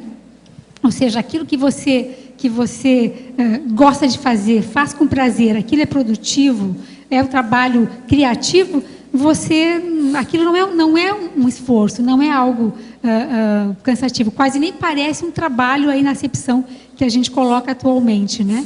Vocês sabem que trabalho, a etimologia até na etimologia, é tripalium, tá? A etimologia, que era um instrumento de tortura, quer dizer, trabalho como tortura. E isso é muito uma herança judaico-cristã, né, que nós temos. O trabalho tem que suar sangue, né, que tem o trabalho físico, né, o trabalho braçal é que traz dignidade, enfim. O De Masi coloca que nós estamos caminhando para uma sociedade em que nós teremos muito mais tempo livre por todo o processo de avanço, de tecnologia, para estarmos fazendo o que realmente gostamos e que gera crescimento. Ele diz aqui uma frase que eu achei muito interessante.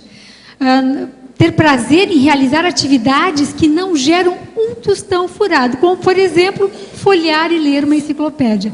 É bom, né? É muito bom a gente ter tempo para estar fazendo esse tipo de de atividade. Também interessante, claro, a gente tem que ter um olhar crítico também, mas ele faz toda uma avaliação da sociedade pós-industrial muito interessante e de que realmente o trabalho do futuro vai ser o trabalho da criatividade, da intelectualidade, nesse nível aí.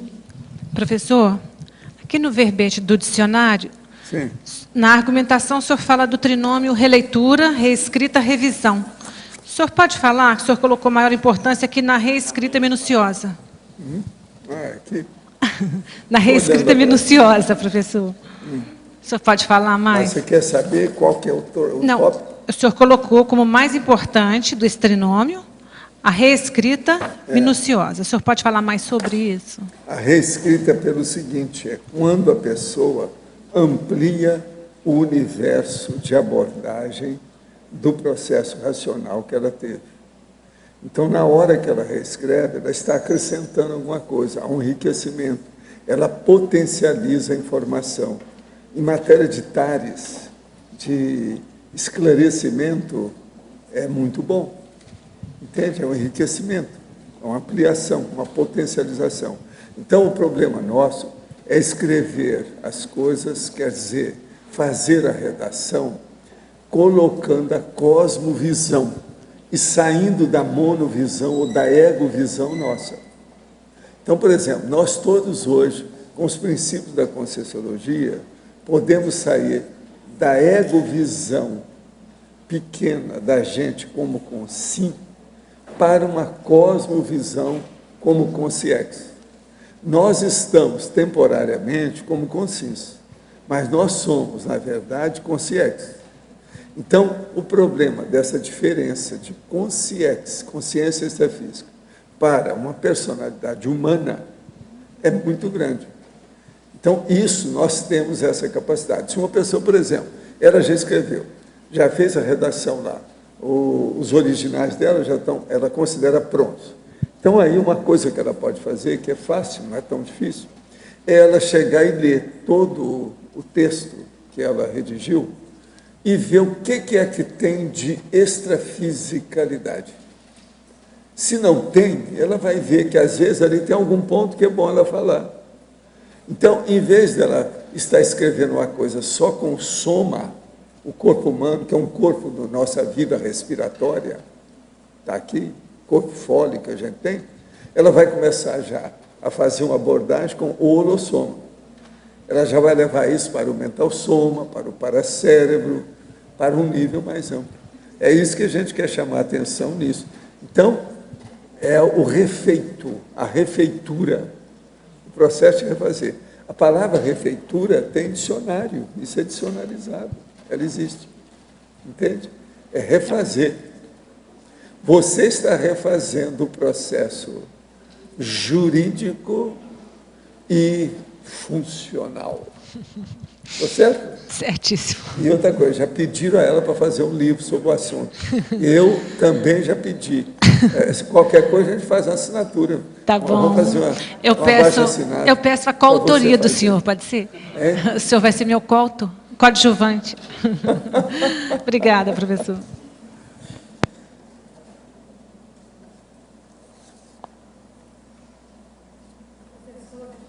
A questão aqui do verbete do dicionário, eu achei muito interessante, porque eu vou dizer que eu tenho dificuldade em fazer essa refeiturologia. Às vezes já é difícil fazer a primeira vez, né? Sei, mas e voltar, veja, mas é algo muito toda pessoa importante. que fica mais traquejada, com uma certa experiência e que amadurece, escreve sempre mais.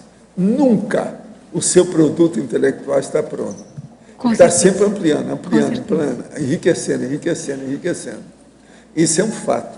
Agora, para isso, você precisa ter muita paciência. Agora, é o máximo. Isso dá muita, vamos dizer, satisfação e aumenta a motivação da pessoa com o tempo. Porque ela vê que ela está acrescentando, em primeiro lugar, a si mesma, a abordagem.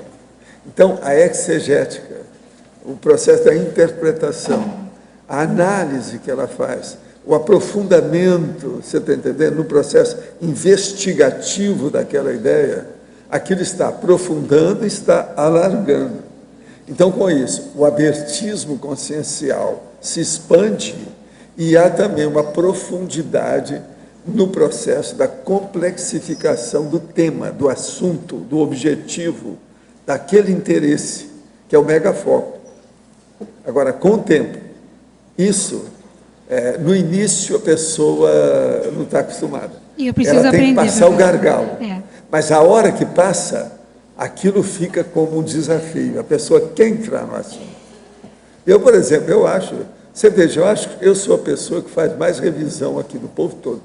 Porque eu faço revisão de todo mundo, junto com aqueles que o Antônio, a Adriana faz, a turma, a Rosa, a Dulce. Eu faço no fim, com o negócio todo. O senhor revisa todos os revisões? Mas veja, essa noite mesmo, eu trabalhei 2 horas fazendo revisão de coisa dos outros. Agora veja, ali, fazendo essas revisões, essa é das mais aborrecidas que tem, que você está só pegando besteira que você já superou. Mas eu tenho paciência, eu acho tem que ter bacana. paciência conosco. Está entendendo? Agora, numa posição dessa, eu estou sempre por cima daquele povo todo. É cada bobagem que tem, entende? Eu, durante muito tempo, eu trouxe as bobagens que tinha aqui. Ó, vocês que estão escrevendo aí, etc., tem que olhar isso e tal. Mas ainda tem muita ainda. É muita bobagem. Agora, veja, a gente nota que a pessoa que escreveu, ela não fez revisão. Por quê? Às vezes está faltando um ponto. A pessoa põe, está faltando um ponto, ali está faltando uma vírgula, uma coisa tão óbvia. Sílaba. Outra coisa, tem letras dobradas, às vezes, na mesma linha, 2 palavras com a letra trocada, uma entrou na frente da outra. Quer dizer, umas tolices. Aquilo era só a pessoa ver, palavra por palavra. E o ideal é fazer uma revisão letra por letra, quando a pessoa é jovem. Quando é jejuna, quando ela é iniciante, estudante, quando ela está principiando. É importante ela ver letra por letra para ver que ela vai achar os erros dela. Agora, veja, eu tenho paciência. Agora, ultimamente, eu falei com eles, nós não vamos fazer isso para todo mundo. Quando o negócio ficar tudo borrocado com o processo de vocês não mandam para mim, não. Manda para o autor ou autora, para ele saber o que nós estamos revisando, porque senão, a hora que traz aqui, que está tudo certinho, a pessoa não vai ver. Ela acha tal... Que ela já fez certo ela não da primeira aprende, vez. ela precisa de ver os erros dela, porque às vezes são erros demais. Entendeu? Fica tudo pintado, a página toda. Do verbete. E nós Essa noite tinha alguns assim, entende? Tinha página lá, por exemplo, com 8, 10 cruzes. Que cruz é que mostra que enterrou. Enterrou o pensamento. Então a gente faz uma cruz. Agora, o que se passa? Essa noite tinha, mas não tinha demais. Mas mesmo assim, de 10 que mandaram, tinha 4 com problema. 2 iam voltar para os autores, para eles mesmos fazerem a revisão. Isso é revocativo. Aí eles mandam, a turma revisa e eu faço a final depois. Tudo é assim. Agora, veja, eu sei que a enciclopédia é complexa em matéria de estilo. Nós sabemos, você sabe disso. Eu hoje já estou doutora no assunto. Mas, veja, ninguém perde por isso, só ganha. Por quê? É o processo da complexidade. Quanto mais se inteirar do problema intelectual, cultural... Do confort, né, que é exigente, mas... É a conformática. Que é a coisa melhora. Agora, por exemplo, às vezes me dá vontade ainda de relacionar um pouco e trazer. Qualquer hora eu vou, na próxima leva agora da turma, eu vou trazer. O povo ainda erra. Agora, por exemplo, essa turma que está aqui, que já tem 19, então, prometeram fazer, né, vocês, fazer um por mês, é porque já são mais veteranos. Esse aí, vocês já superaram o assunto. Mas a turma que está começando, sempre é bom a gente falar. Agora, eu sempre tive paciência com isso. É tanto que lá em casa, eu levei muita gente, alguns estão ainda aqui conosco, trabalhando com a gente. Eu levei muita gente para trabalhar na minha própria casa, para ensinar a revisão direta. Mas horas mexendo com o... Não, fica aí, faz aí agora, depois eu vou corrigir a sua revisão. Agora, o melhor da história. Eu, às vezes, uma das provas piores que eu fazia, isso aí eu parei de fazer, porque teve uma moça que começou a chorar lá em casa, então eu fiquei sem jeito. O caso todo é o seguinte, eu pegava 2 textos iguais, dava um para ela Ela sentava aqui na mesa. E o outro para mim, eu sentava aqui. Então, nós vamos fazer revisão disso. E aí eu marcava o tempo. E depois nós vamos marcar as revisões que foram feitas. Agora, um dia, chega uma que achava que era tal, e nós vamos fazer. Ela demorou o dobro de tempo e errou 3 vezes mais os processos, quer dizer, de omissão, que eu marquei que estava lá. E outra coisa, irrecusável. Não tinha jeito de discutir. Aí ela começou a chorar, eu não vou chegar nunca nisso. Não, não tem nada disso. Aí eu trouxe lá uma água para ela, uma coisa, entende? E a pessoa caminhou depois disso. Mas agora, eu levava isso para ensinar o processo de revisão. Quando a pessoa tinha muito talento, eu ia até o fim. Eu fiz isso com 1 dúzia de pessoas, durante muito tempo, em casa, entende? Muitos deles estão trabalhando aqui conosco. Agora, tem uns que não apareceram, tem um deles que ficou o máximo, mas ele se interessou por outras coisas, ainda não apareceu aqui. Ele não esquece a gente, de vez em quando manda um recado, mas ficou à distância, entende? Agora, a revisão, a própria pessoa fazer a revisão do seu texto, é muito importante para melhorar, não só a cultura, mas os dicionários cerebrais da pessoa. Ela vai começar a dar mais valor para o detalhismo. Você, por exemplo, eu vejo que você está dando valor para isso, porque você já deve ter percebido, não é todo verbetólogo que vem aqui que tem no detalhismo 11 itens. Você tem 12 nesse de hoje. Você é das tais que olha o problema. Mas tem gente que não tem. Tem muita gente que ainda não viu, não deu valor ainda para o processo de detalhismo. Entende? É só vocês observar. Quando tem 11 no mínimo, eu falo. Hoje eu falei, no caso dela, ó, tem o detalhismo com 12. E o total dela tem 18, o total de detalhe. Agora, esse detalhe nosso, eles são muito rígidos também. Tudo que é da enciclopédia é muito rígido. O negócio é um pouco rigoroso para o processo. Não é todo mundo que escreve desse jeito. Há muita exigência. Hein?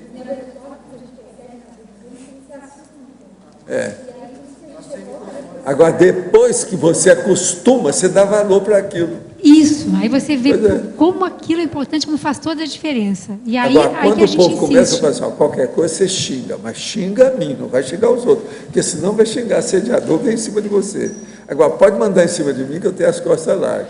Agora, depois disso, para. Aí, a pessoa, depois que ela começa a defender o verbete, ela muda.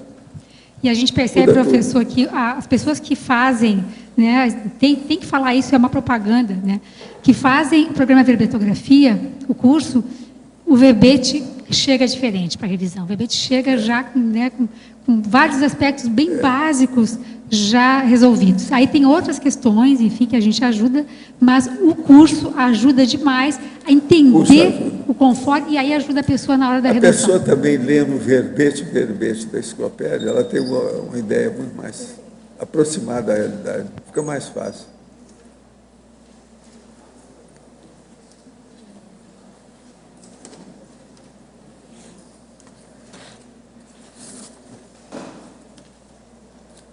Agora, no fim do ano, eu vou publicar o dicionário dos argumentos, sabe? No fim do ano, lá para dezembro, né?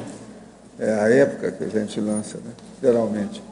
Então, até lá eu vou trabalhar nesse primeiro volume. Ele é simples na questão das abordagens, porque vai direto aos finalmente, geralmente só num tema, e vai até o fim. Mas agora, ele é complexo no modo de apresentação, e é diferente da enciclopédia. E outra coisa, tem muitos temas do dicionário que a enciclopédia não tratou ainda. O senhor vai publicar em papel também, professor? Vai ser em papel? Eu vou publicar. Vai ser um tomo. O volume vai ter 900 páginas, que é a média, né, que eles fazem de enciclopédia. Né? 900 páginas, grande. E ele aí tem uma vantagem, que esse aí tem o fonte é maior, entende?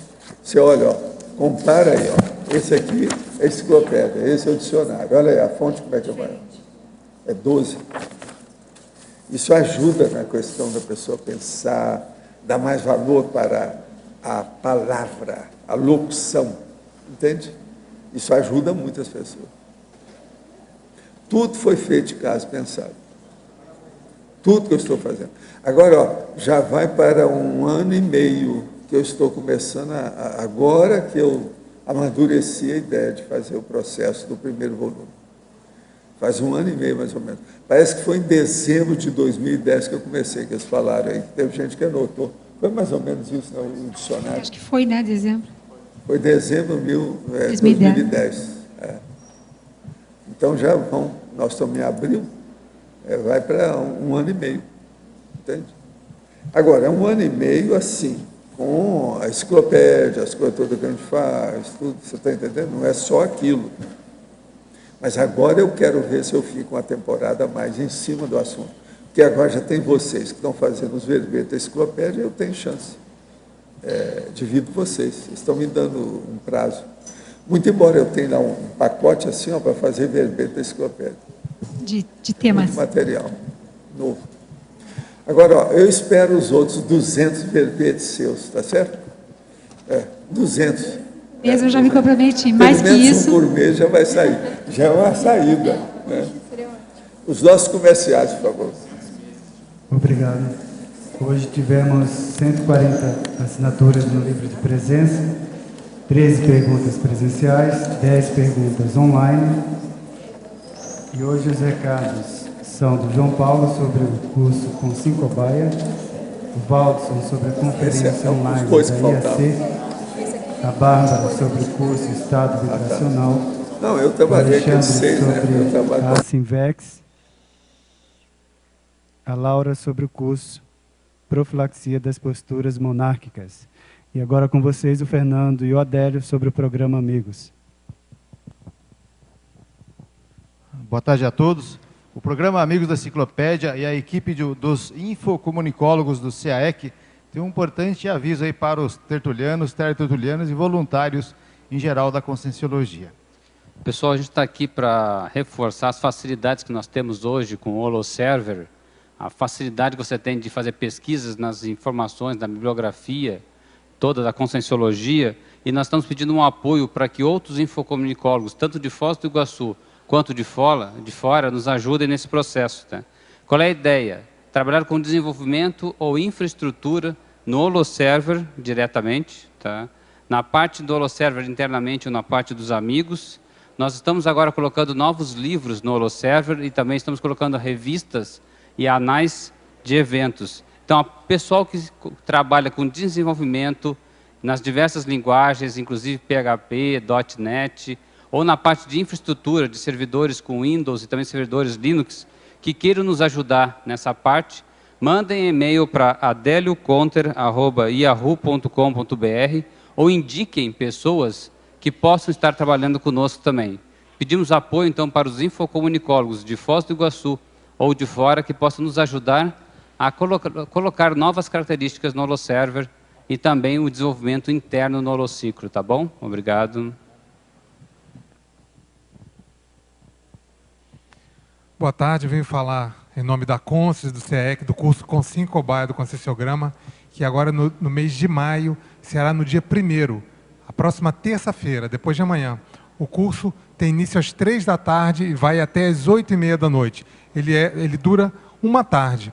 Ele é um curso mais ágil do que o com Sincobaia tradicionalmente era feito, com imersão de uma semana, para justamente facilitar para as pessoas que queiram fazer parte e participar da técnica do com Sincobaia. São apenas 10 vagas, as inscrições são no CAEC, lembrando que os maiores de 60 anos de idade têm desconto, e o curso tem 2 conscienciômetras docentes, que vão fazer os 3 campos de conscienciobaias, que vão ser sorteados na hora, e as inscrições são feitas aqui no CAEC, ou maiores informações com qualquer voluntário da Consciência ou diretamente na secretaria. Obrigado. Olá, boa tarde a todos. O meu convite hoje vai a todos os presentes e a todos aqueles que estão me assistindo desde as suas residências para a continuação do ciclo de palestras online da IAC. A palestra de hoje, online, gratuita, é com a professora Verônica Serrano sobre identidade consciencial. Ou seja, qual a sua verdadeira identidade?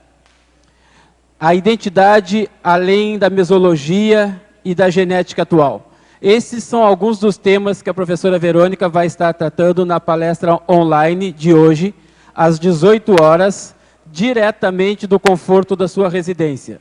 Ou seja, para você acessar essa palestra, basta que você envie um e-mail para brasil@iacworld.org, repito, brasil@iacworld.org, que estaremos fornecendo a senha para que você possa acessar a palestra online. Ou simplesmente entre no Facebook, IAC no Facebook, e lá terá maiores informações a respeito de como entrar no site, assistir a palestra, pegando a senha. Convidamos a todos também, para aqueles que estão aqui em Foz do Iguaçu, que após agora a tertúlia, teremos no refeitório, na parte 2 do refeitório, uma viagem pela IAC através do mundo, com os professores Rodrigo e Patrícia, que estarão fazendo uma demonstração, apresentando as atividades da IAC em vários países. Então, aqueles que estão em casa já podem começar a retirar suas senhas pela internet para a palestra às 18 horas da professora Verônica Serrano, Identidade Consciencial. E aqueles que ainda estão se dirigindo, antes de se dirigirem para suas casas que estão em Foz, apareçam no refeitório, assistam à palestra da professora Patrícia e do professor Rodrigo e mais tarde, então, acesse ao curso Identidade Consciencial. Obrigado. Boa tarde. Boa tarde a todos. Eu estou aqui para convidá-los novamente para o curso Estado Vibracional. O curso ocorrerá agora no dia 1º de maio, terça-feira, com os professores Mário de Oliveiras e Jarbas Paranhos. O curso abordará temas como efeitos do estado vibracional, impedimentos ao EV, força presencial, limpeza das energias gravitantes. O curso está custando R$ 80 e as inscrições podem ser feitas comigo aqui no CAEC ou através da CIP no telefone 2102-1421 a partir das 15 horas. As vagas são limitadas, então os interessados, por favor, procurem o mais rápido possível fazerem suas inscrições. Obrigada.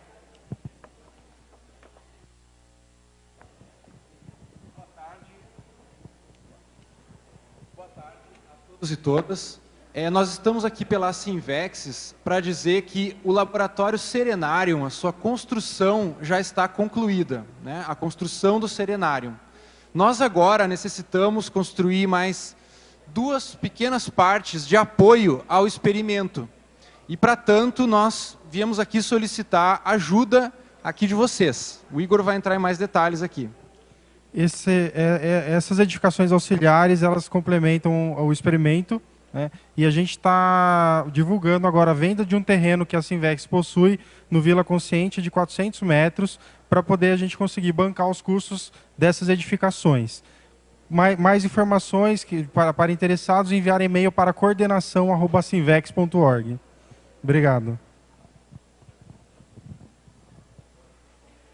Olá a todos, o meu convite para o curso Profilaxia das Posturas Monárquicas, que acontecerá no Discernimento aqui em Foz do Iguaçu nos dias 11, 12 e 13 de maio.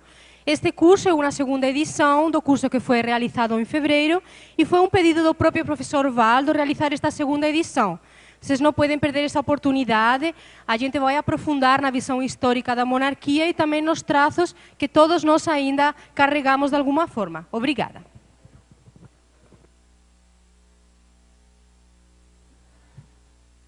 Para amanhã, então, o verbete é pseudo-racionalidade, a especialidade autocogniciologia. A autora, a professora Rosemary Vitoriano. Obrigado pela sua presença e até amanhã.